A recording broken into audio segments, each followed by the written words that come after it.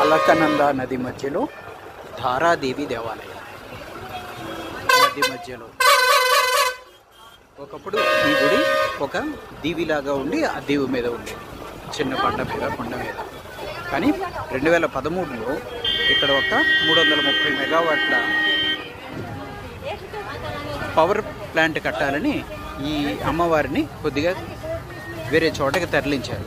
వెంటనే 6 గంటల్లో మొదలై ఉత్తరాఖండ్ అంతా భయంకరమైన వరదలు, ఈ నగరం మొత్తం అటు ఇటు అంతా కొట్టుకుని పోయిందంట. దాంతో మళ్ళీ అమ్మవారిని మళ్ళీ ఇంకో గుడి కట్టి పునఃప్రతిష్ఠించారు.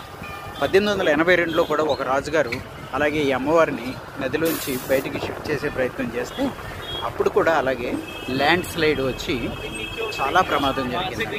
కాబట్టి అమ్మవారు చాలా పవర్ఫుల్ అంటారు. ఈ అమ్మవారి దగ్గర కోరుకుంటే తీరనిది ఏది ఉండదంట. ధారాదేవి అమ్మవారు. ఈ అమ్మవారు చార్ధాములకి రక్షకురాలు, చార్ధామ్కి రక్షకురాలు ధారాదేవి. చాలా శక్తివంతమైన అమ్మవారు. నది మధ్యలో ఉన్నారు, చూద్దాం, దర్శనం చేసుకుంటాం. జై మా ధారీదేవి.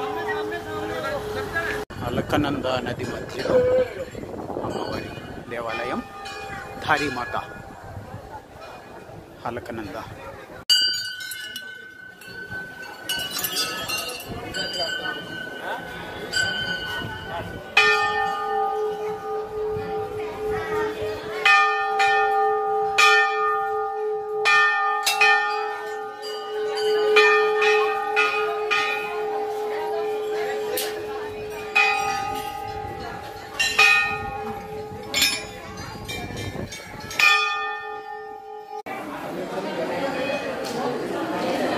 అలకనంద అమ్మవారి విగ్రహం చూసాము కదా, సగం నుంచి పై భాగం మాత్రమే ఇక్కడ ఉండాలి. సగం నుంచి కింది భాగము ఇదే విగ్రహము కాళీమఠలో ఉండాలి. ఈ అమ్మవారి దగ్గర ఏ న్యాయబద్ధమైన కోరుకున్నా తీరుతుందంట.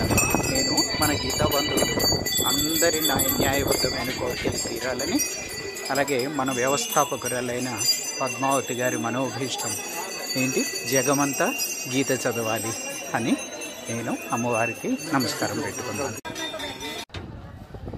చార్ధామ్ రక్షకురాలైన ధారీదేవి అమ్మవారి దేవాలయం అలకనంద నది మధ్యలో ఉన్న జూలా మీద నుంచి మనం చూస్తున్నాం. అలకనంద ఒక పక్కన, అలకనంద నది మలుపు తిరుగుతూ ఉంది. అమ్మవారి